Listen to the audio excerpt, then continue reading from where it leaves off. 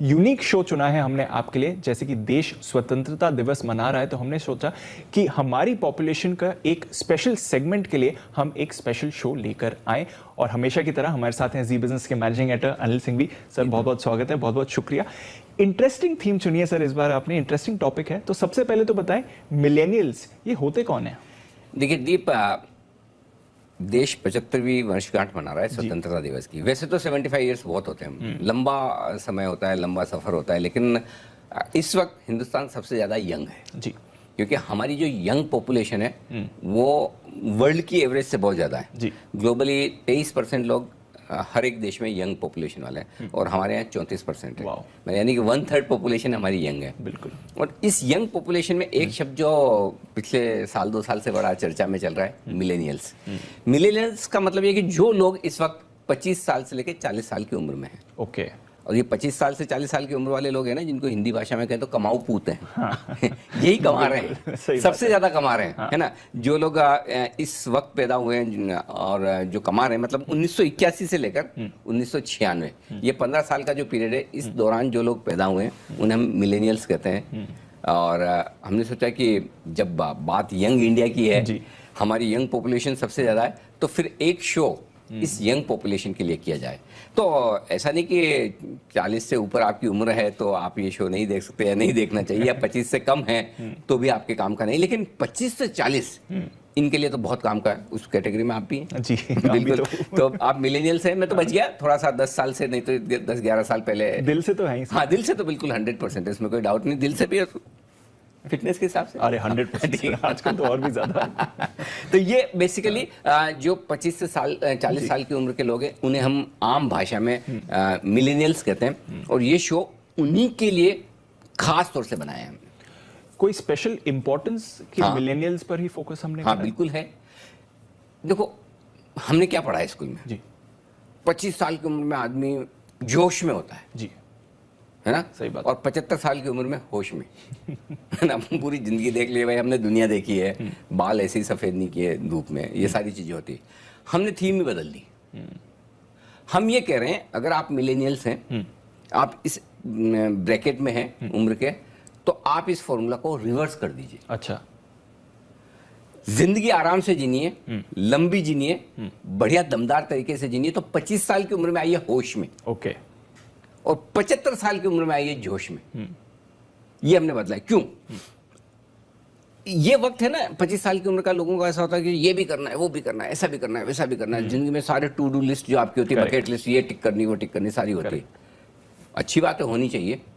इसी लिस्ट में एक और जोड़ दीजिए, आपकी फाइनेंशियल फ्रीडम, इन्वेस्टमेंट्स, सेविंग्स, पैसा कमाना, ये भी उसी का पार्ट होना चाहिए। तो जो जोश आपका है जिंदगी में जी, बाकी सारी चीजें करने के लिए, वही जोश इस वक्त होना चाहिए। और अगर अभी आपको इस चीज का जोश है, तो 75 साल की उम्र में आपको होश में आने की जरूरत नहीं रहेगी, जोश बरकरार रहेगा। तो अभी होश में रहिए और अपनी फाइनेंशियल प्लानिंग करिए। 75 साल की उम्र में आप जोश में रहेंगे, कोई चिंता नहीं, टेंशन फ्री। जो करना है लाइफ में, जो काम बाकी बच गए, मतलब 75 का मतलब जरूरी नहीं आप 75 तक रुके, 60 से ही करना शुरू कर दें, अर्ली रिटायर हों जी। मतलब ये, हाँ, जितना आप जल्दी काम शुरू करेंगे, जितना जल्दी बचाना शुरू करेंगे, जितना जल्दी इन्वेस्टमेंट करना शुरू करेंगे, उतना जल्दी रिटायर होने की आपके पास आज़ादी है। मैं ये नहीं कह रहा कि इसका मतलब हो ही जाए, लेकिन आज़ादी है। मेरी टर्म्स में करूंगा तो करूंगा, नहीं तो नहीं करूंगा। ये भाव आपके मन में 50-55 साल के बाद आना शुरू हो जाना चाहिए। मेरी मर्जी होगी तो काम करूंगा, मैं ये नहीं कह रहा बंद कर दें, लेकिन मेरी टर्म्स कंडीशन पे करूंगा। इसलिए हमने कहा कि 25 साल में होश, 75 साल में जोश, और यही फाइनेंशियल फ्रीडम आपको देगी। चलिए सर, काफी बार क्या होता है सर, फाइनेंशियल फ्रीडम की अगर आप बात करें, लोग करना भी चाहते हैं इन्वेस्ट, समझना भी चाहते हैं, बट समझ नहीं पाते हैं क्योंकि मन में एक डर होता है कि ये तो मार्केट्स हैं, इतने बड़े बड़े कॉन्सेप्ट्स हैं, फैक्ट्स हैं, फिगर्स हैं, नंबर्स हैं, मैं कहाँ से समझूंगा ये? उस डर को कैसे दूर करें? बहुत आसान है जी। माइंड ब्लॉक है क्या यार, मुझसे हिसाब नहीं लिखा जाता, है ना, वो हिसाब नहीं लिखा जाता, इसमें दिमाग का प्रॉब्लम नहीं है, आलस है, लेजीनेस। कौन लिखे? अच्छा, लिख के क्या करना है? खर्चा कर दिया तो कर दिया, अब कोई वापस थोड़ी आ जाएगा लिखने से। ये जो माइंड सेट है ना मिलेनियल्स की, वो गलत है। मुझे भी पता है, आपने लिखा कि आज दिन भर में मैंने ये खर्चा किया, वापस नहीं आएगा, बराबर नहीं आएगा, करेक्ट। लेकिन आप अगली बार जब खर्चा करेंगे तो आपको पता है। मैंने एक क्या होता है आजकल, एक तो प्रॉब्लम मालूम है दीप क्या होगी, सब ऑनलाइन होता है। हाँ। हर एक चीज के स्टेटमेंट आते हैं। करेक्ट। तो वो आदत ही छूट गई। मैं फिर से कह रहा हूँ, भले आपके पास स्टेटमेंट आते हो लेकिन लिखना शुरू करो, एक डायरी बनाओ। और जब लिखना शुरू करेंगे, और कई बार जब आप हाथ से पैसे गिन के देते तो उसमें है ना दिल में चुभता है, फीलिंग अलग आती है। क्लिक में है ना पता नहीं चलता कितना खर्च कर दिया है ना। सो मेरे ख्याल से अगर आप लिखना शुरू करेंगे तो अपने आप आपका डर निकल जाएगा कि मुझे हिसाब नहीं आता, मुझे पैसे की चीज़ें समझ में नहीं आती। और थोड़ा सा समझने की कोशिश करेंगे। अरे आप ड्राइविंग कर सकते हैं, आप स्विमिंग कर सकते हैं, आप खेल कूद सकते हैं, आप खाना भी बनाना चाहे तो बना सकते हैं, लाइफ में सारे काम कर सकते हैं। पैसा ही क्यों नहीं समझ में आता जिसके लिए आप कर रहे हैं। सही बात है।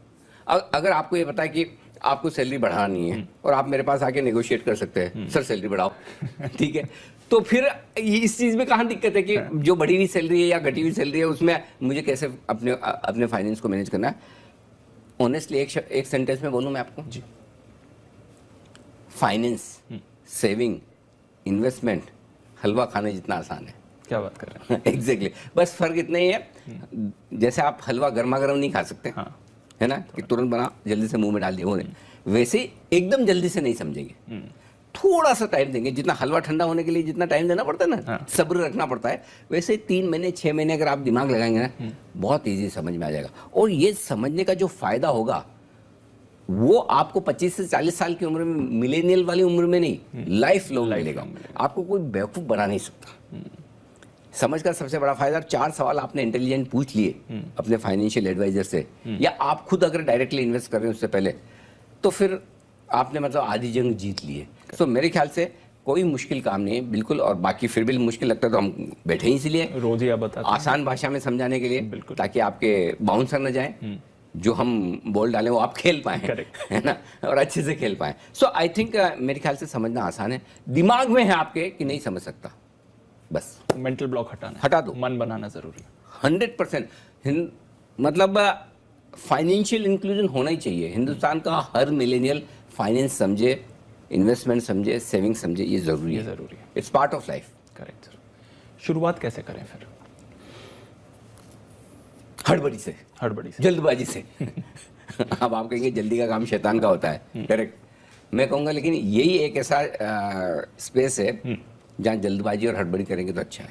जितना जल्दी आप शुरू करेंगे उतना अच्छा है। क्योंकि क्या होता है, देखिए कोई शेयर आपने 10 रुपये में लिया जी, ठीक है, अब वो 10 का 20 हो गया, 20 से 50, फिर 100 हो गया, ठीक है, 10 का अब 100 से वापस 200 होगा तो 2 गुना होगा। लेकिन 100 से 200 होने में जिसने 10 रुपए में लिया है उसके लिए तो 10 गुना और हो गया। 10 गुना और हो गया। Correct sir, correct. तो जिसने जल्दी शुरू किया है उसके लिए कंपाउंडिंग का इम्पैक्ट जो आता है वो जबरदस्त होता है। तो पहली चीज तो ये कि एकमात्र काम लाइफ में जो हड़बड़ी और जल्दबाजी में करना चाहिए वो है बचत, सेविंग। मुझे बहुत बचाना है, मुझे जल्दी बचाना है, हाँ, यही काम है जहाँ जल्दबाजी करे। वो बहुत मुश्किल है, ज्ञान देना आसान है, करना मुश्किल है, आई नो दैट। लेकिन फिर भी, और कई बार लोग सोचते हैं अभी क्या जल्दी है, टाइम है, पढ़ा है, कौन सा क्या, अभी तो मेरी खाने खेलने की उम्र है, वो सब होता है। हम भी समझाते हैं मजे करो बेटा। वैसा मैं कहता हूँ जिंदगी में ढेर सारे काम ऐसे हैं, आपको वोट डालना है, ये करना है, आपको एडल्ट होना जरूरी है। सेविंग ही एकमात्र ऐसा काम है जिसके आगे आपको एडल्ट होना जरूरी है। अडल्ट होना जरूरी नहीं है, क्यों जरूरी है? मतलब मैं तो कहता हूँ, और जो लोग बुजुर्ग लोग थोड़े देख रहे हैं, अपने बच्चों को आप पॉकेट मनी देते हैं, उस पॉकेट मनी में से उनकी बचत की आदत डालिए। और कैसे डालनी है वो भी बताऊं। जो पॉकेट मनी देंगे और बच्चों को बोलो कि आप हिसाब रखो, आके हिसाब दिखाओ, और ये पॉकेट मनी में जो आपने अच्छे वाले खर्चे किए हैं, जो मुझे ठीक लगते हैं, वो मैं रिएम्बर्स करूंगा, और वो आपकी सेविंग और उस सेविंग को इन्वेस्ट कर दो या उसके बचा के बैंक अकाउंट में डाल दो। बच्चों की आदत पड़ जाएगी, समझ में आने लगेगा, हिसाब रखने की आदत पड़ जाएगी, पैसे बचाने की इंपॉर्टेंस समझ में आ जाएगी, उसका बैंक बैलेंस बनेगा तो उसको लगेगा देखिए मेरा बैंक बैलेंस बन रहा है।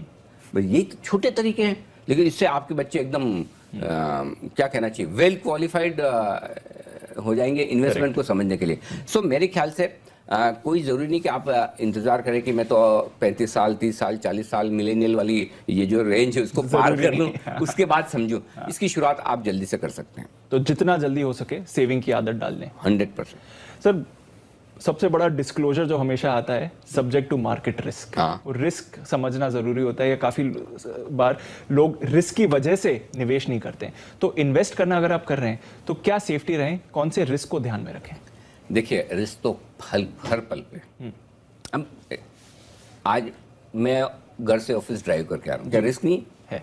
मैं कितनी ही सावधानी से चलाऊं, सामने वाले ने बराबर नहीं चलाया तो। करेक्ट। आप एयर ट्रेवल करते हैं, क्या प्लेन जब हवा में रिस्क नहीं है? सबसे कम रिस्क कब है? जब वो जमीन पे खड़ा रहे एयरपोर्ट पर, लेकिन वो उसके लिए थोड़ी बनाए। करेक्ट। तो वैसे ही सेविंग है। नोट मैं ना अपने घर में लॉकर में कहीं बिस्तर के नीचे दबा के रख लूं, रिस्क नहीं है। वहां भी है, वैसे कम है, लेकिन वो इसके लिए थोड़ी है। जो पैसा आप बचा रहे हो उसे इन्वेस्ट करना है। रिस्क तो हर जगह है लाइफ में। अगले पल हमें या नहीं हमें पता नहीं। करेक्ट। तो इससे बड़ी रिस्क क्या हो सकती है? जब आपको यही नहीं पता कल हम सूरज देखेंगे नहीं देखेंगे, तो उसके सामने तो ये रिस्क कुछ भी नहीं ना। बिल्कुल। लाइफ की तो जब आपको पता है लाइफ अनसर्टेन है, इन्वेस्टमेंट जब आप करते हो अनसर्टेनिटी एक आती है, उसको कम कैसे कर सकते हैं? रिस्क जिंदगी में कभी खत्म नहीं हो सकती। उसको कम किया जा सकता है, मैनेज किया जा सकता है। तो आपके इन्वेस्टमेंट में सबसे पहले चीज आपको ये देखनी कि सेफ्टी फर्स्ट। मुझे कितना सेफ रहना है, कितनी रिस्क लेनी, कितनी नहीं लेनी। तो रिस्क का कोई ऐसा इन्वेस्टर भी हो सकता है जो 100% इक्विटी में डालेगा। उसमें भी बहुत सारे जंग बहादुर ऐसे होंगे जो 100% स्मॉल कैप में डालेंगे। करेक्ट। सो हर एक की रिस्क एपेटाइट अलग है। आपको ये समझना है, और ये रिस्क बाहर नहीं है, आपके अंदर है। आपको ये देखना है कि मेरी कितनी ताकत है। राइट। किसी भी एसेट क्लास में इन्वेस्ट करने के पहले, तो अगर मैं रिस्क लेने की ताकत रखता हूँ, मुझे लगता है मैं वेल क्वालिफाइड हूँ, यंग हूँ, मुझे कभी ज़िंदगी में अच्छी जॉब्स की कमी नहीं होगी। ठीक है, एक छोड़ूंगा 3 नौकरी मिल जाएगी, राइट? या मेरा बिजनेस फोरसेबल फ्यूचर 3 साल 5 साल, या मेरे पास में 3-5 साल की सेविंग है जी। ये सारी चीज़ें अगर मेरे दिमाग में है तो फिर मेरी रिस्क लेने की ताकत बढ़ जाती है। ठीक है, और रिस्क लेने की ताकत तब बढ़ जाती है जब इन्वेस्ट करते हैं वो सोच समझ कर गोल बनाकर करते हैं। करेक्ट। तो ये गोल बनाइए फिर सर। क्योंकि मन बना लिया इन्वेस्ट करने का, समझ भी अब ले रहे हैं, सेफ्टी भी समझ ली, अब टारगेट दीजिए, डायरेक्शन दीजिए। गोल बनाकर इन्वेस्ट करो, हर चीज के लिए गोल बनाओ। हर चीज के लिए? हर चीज के लिए। हाँ। जैसे आपको शादी करनी है, नहीं हाँ बोले ना बोले? हाँ, अभी सोचा ओके, गूगली आ गई।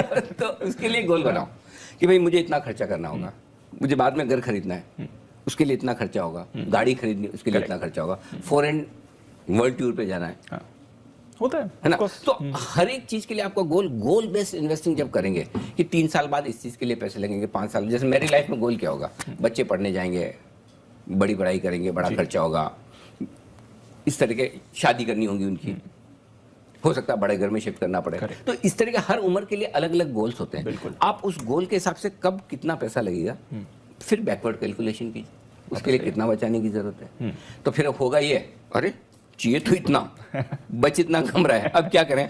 तो या तो आप गोल छोटा करो कि मोबाइल फोन आईफोन का लेना है, लेकिन वो 1.25 लाख वाला नहीं लेंगे, 75,000 से काम चला लेते हैं। करेक्ट है ना? तो कहीं कहीं आपको एडजस्ट करना पड़ेगा। या तो आप अपने खर्चे कम कर दो जो फ्यूचर में होने वाले हैं। गाड़ी 20 लाख की नहीं लेंगे जी, 12 लाख की ले लेंगे। घर जो खरीदना 1 करोड़ का नहीं होगा, 50 लाख का ही होगा। सो या तो आप वहां कम करो जी, या अपनी सेविंग बढ़ाओ। ठीक है, और अगर सेविंग बढ़ाकर इनकम बढ़ाकर वो कर सकते, नथिंग लाइक इट। लेकिन गोल बेस्ड इन्वेस्टिंग नहीं की तो डब्बा गोल होना पक्का है। हाँ, मतलब फिर आप गए काम से। सो वो समझना बहुत जरूरी है। और अगर वो कर लिया, एक्चुअली सबसे ज्यादा सक्सेसफुल लोग इन्वेस्टमेंट में वो हैं जो गोल बेस्ड इन्वेस्टिंग करते हैं। तो ये डायरेक्शन होना जरूरी है, गोल जरूरी है। सर, गोल तो हमने ढूंढ लिया, आप कह रहे हैं कि चलिए मिलेनियल्स की हम बात कर रहे हैं और यंग पॉपुलेशन है, तो यंग पॉपुलेशन अगर इन्वेस्ट करे तो कहाँ करे? गोल भी डिसाइड कर लिया, अब बताइए इन्वेस्ट कहाँ करें? उसमें एक चीज और जो मैं कहना चाहता हूँ, जो गोल बेस्ड इन्वेस्टिंग है, क्यों प्लानिंग ज्यादा इंपॉर्टेंट है और क्यों प्लानिंग इस उम्र के लिए इंपॉर्टेंट है जो मिलेनियल्स है। मैं दीप एक सिंपल सा सवाल आपको पूछूं, कितने साल जीना चाहते हैं आप? जीना तो 100 साल ही चाहेंगे सर, है ना? हाँ। प्रॉब्लम मालूम है क्या है? मिलेनियल्स में जीना लंबा है और प्लानिंग छोटी सी करनी है। हाँ। अगले महीने की प्लानिंग नहीं है, अगले साल की प्लानिंग नहीं है। जीना तो 100 साल है, हाँ। 75 तो कम से कम जीना है, 60 तक तो मैं फिट ही रहूंगा, Correct. उससे कम तो मैं एडजस्ट ही नहीं मानूंगा भी नहीं, कोई कह दे तो, है ना? तो जितना लंबा आप जीना चाहते हैं उतनी लंबी फाइनेंशियल प्लानिंग करिए। ये एक बेसिक रूल बना लीजिए, तो वो आपका एक टारगेट बन गया, हो गया ना। हाँ। भाई मैं कहूँ, मैं अच्छा समझे, मुझे भी 100 साल जीना है और मेरे पता चला जो मेरे पास पैसे हैं 70 पे खत्म हो गए, फिर भाई 25 साल कैसे निकालेगा? और क्यों जीना है फिर उसके बाद जब जेब में कुछ नहीं है, दूसरों पे डिपेंडेंट होकर। करेक्ट, सही बात है। तो जितना लंबा आप जीना चाहते हैं, मैं तो कहूँगा, अच्छा लंबा मतलब एक और लंबी बात बताता हूँ कि चलिए आपको शादी करनी है, घर खरीदना है, गाड़ी खरीदनी है, बच्चों की पढ़ाई करनी है, शादी करनी है, जो जो भी काम है, मैं तो बोलता हूँ प्लानिंग करनी है तो इस लेवल की नहीं, उस लेवल की करो और लंबी। मुझे चांद पे जाना है, अब तो अलाउड है ना, जा रहे हैं, अब तो सभी जा रहे हैं, तो क्यों नहीं? जिंदगी में आज नहीं, 2 साल, 5 साल, 7 साल, 10 साल बाद मैं भी एक ट्रिप मार के आऊँगा, उसके लिए भी तो खर्चा लगेगा, तो उसकी भी प्लानिंग होनी चाहिए। तो इन्वेस्टमेंट प्लानिंग आपकी हर एक चीज़ से होनी चाहिए, छोटी से छोटी, मोबाइल फोन खरीदने से लेकर चांद पर जाने तक की, पूरा अक्रॉस उसमें तब बड़े मजा टारगेट्स के। हाँ, तब मजा आएगा, तब मजा आएगा। हाँ, अब आप ये बताएंगे जो पूछे थे, करें कहाँ इन्वेस्ट? देखो दीप, सिंपल सी बात है, इन्वेस्ट करने के ढेर सारे तरीके हैं, आपको जो समझ में आता है वो करना चाहिए। और इस उम्र में स्पेशली मिलेनियल्स में भी अगर आप 25 की तरफ हैं तो आपको कम समझ में आएगा, 40 की तरफ हैं तो थोड़ा ज़्यादा समझ में आएगा। नेचुरली बहुत सारी चीज़ें लाइफ में ऐसी ना, वो कहते हैं कि जो अक्ल आती है पैसे के साथ भी आती है और उम्र के साथ भी आती है। तो जितना ज़्यादा पैसा आएगा उतनी उम्र अकल भी आपकी बढ़ेगी, जितनी ज़्यादा उम्र बढ़ेगी वैसे भी अकल बढ़ेगी। तो ये फॉर्मूला सही कि जिसने बनाया कोई गलत तो नहीं बनाया है, कम से कम मेरे लिए तो फिट होता है क्योंकि मैं अगर 25 साल का देखूं तब न मतलब पैसे भी कम थे और एक्सपीरियंस भी कम था, तो अकल भी कम थी। आज थोड़ी सी बेहतर है, कम से कम मुझे ऐसा लगता है। वैसे सिचुएशन है। तो सबसे बड़ी चीज़ दीप ये कि अगर आप यंग हैं जी, तो आपको इक्विटी में इन्वेस्ट करना ही करना है। इक्विटी में उसके बगैर नहीं चलेगा, उसके बगैर आप फाइनेंशियली इंडिपेंडेंट नहीं हो पाएंगे। तो यंग जो इन्वेस्टर्स हैं, जो जितना जल्दी शुरुआत कर रहे हैं, उनके लिए इक्विटी पोर्शन होना जरूरी है। क्योंकि इक्विटी का मजा है ना लॉन्ग टर्म में ही है। तो जो काम, मतलब मुझे खुद को अफसोस होता है कि अगर मैं शायद और ज़्यादा समझदार होता तो 25 साल की उम्र में जो किया उससे ज़्यादा इन्वेस्ट करता और कर सकता था। करेक्ट। अच्छा, ऐसा नहीं कि नहीं कर सकता था, कर सकता था, पर ये बाद में रियलाइज होता है नहीं किया। समझिए, मतलब मैं फॉर एग्जांपल, मैं अगर 25 साल की उम्र में महीने में 4 बार बाहर खाने जाता हूँ जी, ठीक है, आज की बात कर रहा हूँ कि 4 बार, अगर मेरी उम्र 25 साल है, 4 बार खाने जा रहा हूँ, ऑन एन एवरेज 1000 रुपये का बिल आता है जी। तो मैं एक काम क्यों नहीं कर सकता कि मैं 3 बार ही जाने खाऊं और 1000 रुपये की SIP कर दूं? करेक्ट। या मैं 4 बार जाऊं लेकिन 1000 के बजाय 750 वाले में आ जाऊं, सही बात है, और 1000 रुपये बचाकर मैं SIP कर दूं, तो वो आपको जो पैसा बनेगा 25 साल में, वो रियलाइज भी वो गजब का रिटर्न होगा। सो मुझे लगता है जो भी यंगस्टर्स हैं उन्हें इक्विटी में पैसा लगाना चाहिए। एक, आपके साथ में आपकी उम्र है, दूसरा आपकी रिस्क लेने की ताकत है, और तीसरा आपके पास लंबा समय है। करेक्ट। इक्विटी में पैसा सिर्फ कुछ मत करो, मैं ऑनेस्टली बोलता हूँ, खाली बैठे रहो, अपने आप ये मार्केट पैसा बना कर देता है, इसमें बहुत मेहनत करने की जरूरत नहीं है। करेक्ट। अभी तो खैर वैसा ही मूड माहौल है, मतलब आप देखिए 100 का सेंसेक्स 55,000 है जी, 54,000 55,000 है, 1000 की निफ्टी 16,000 है, बिल्कुल। तो इसलिए पैसा तो बन जाएगा, आप बने रहेंगे तो पैसा पक्का तो बनेगा। स्टॉक्स, म्यूचुअल फंड्स दोनों में पैसा मतलब लगा आप कैसे भी डालो, नॉट नेसेसरी इक्विटी का मतलब आप जाके कल शेयर खरीद लो, समझ में आए शेयर खरीदो, IPO में लगाओ, नहीं तो कोई बात नहीं, म्यूचुअल फंड्स है, PMS है, एडवाइजरी सर्विसेज, आपको जहाँ ठीक लगे, म्यूचुअल फंड बेस्ट है, वहाँ खरीद लिए। एसेट क्लास इक्विटी आपके पास जरूर होनी चाहिए। गोल्ड की बात आती है क्योंकि हमारे पेरेंट्स की जनरेशन, हमने देखा है भारत में तो गोल्ड हमें बहुत पसंद है, और उसके सामने न्यू एज क्रिप्टो आ गया है, बल्कि कुछ लोग तो कह रहे हैं crypto is the new gold.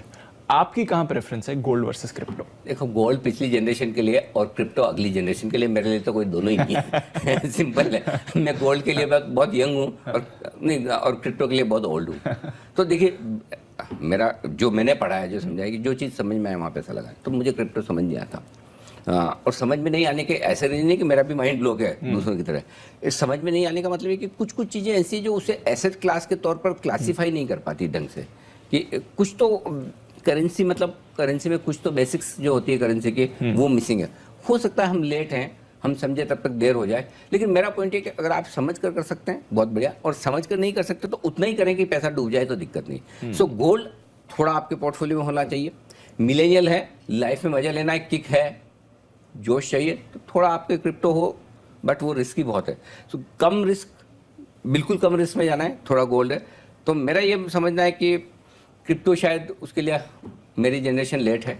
अब मेरे बच्चे सोचे तो सोचे, कर भी रहे होंगे, और उनके बच्चे शायद हो सकता है वो तो पक्का ही सोचेंगे ये क्या प्रॉपर्टी में पैसा लगाया जाता है, क्या गोल्ड में लगाया जाता है, इवन छोड़िए इक्विटी। बट इक्विटी फिर भी मैं ये कह सकता हूँ कितनी भी जनरेशन आए चली जाए ये रहने वाली है, ये जाएगी नहीं। क्रिप्टो बनेगा नहीं बनेगा वक्त बताएगा। सही, तो इक्विटी तो करना है, गोल्ड और क्रिप्टो रिस्क के हिसाब से करें। रियल एस्टेट में करना चाहिए इन्वेस्ट सर? करना तो चाहिए, लेकिन लगाएंगे कहाँ पैसा? हाँ, वही बात है। मतलब बेसिकली क्या मिलेनियल्स के पास रियल एस्टेट में इन्वेस्ट करने जितना पैसा है? जवाब होगा ना। आपके पास 40 साल की उम्र में अगर आप अपने रहने के लिए एक अच्छा सा घर खरीद ले, ये अपने बाप में बड़ी बात है। अब आपके पेरेंट्स दिला दे वो एक अलग बात है, मैं उसको आपकी कमाई नहीं मान रहा, बाप की कमाई है जी। आपके और बाप की कमाई में बड़ा फर्क है, अलग है। खुद कमा के अपनी सैलरी के दम पे, अपनी कमाई के दम पे क्या आप अपना घर भी खरीद सकते हैं? घर खरीदने के बाद रियल एस्टेट में और पैसा लगा सकते हैं। मेरा मानना है मिलेनियल्स के लिए ये मुश्किल है। सो आपको खुद रहने के हिसाब से घर खरीदना करना है, वो एक अलग चीज़ है। बट रियल एस्टेट खरीदने जितना पैसा है कहाँ, किसके पास है? सो इसलिए रियल एस्टेट मिलेनियल्स के लिए खाली कंजम्पशन के लिए, रहने के लिए घर ठीक है, यस, बट अदरवाइज नो है। गोल्ड थोड़ा बहुत, इक्विटी भरपूर, फिक्स इनकम आप पूछेंगे तो बता दूंगा। बताइए सर, करना चाहिए, विकल्प तो है बाजार में। डेट को मैं बोलता हूँ डेट इज डेड। हाँ, दूर रहे, मतलब उतना ही रखना है जितना इमरजेंसी के लिए चाहिए।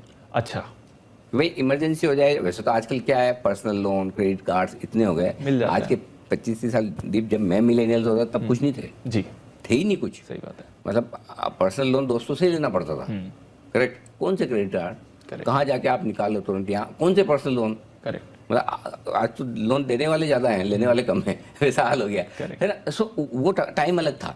सो मेरा ये समझना है कि फिक्स इनकम में उतना ही पैसा लगाएं जितना आपको वाकई में थोड़ी सेफ्टी सिक्योरिटी के लिए चाहिए।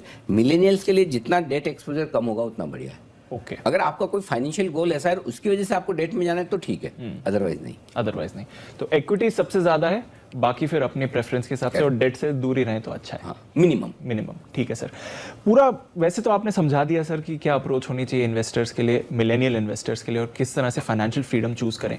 बट अभी जो बाजार का मूड माहौल है, हम देख रहे हैं कि नए तरह के इन्वेस्टर सामने आ रहा है। तो अगर मैं आपसे पूछूं कि जिस तरह का इन्वेस्टिंग एक्सपीरियंस आपका रहा है और जो अब आप आज के मिलेनियल इन्वेस्टर को देख रहे हैं, इसमें डिफरेंस क्या है?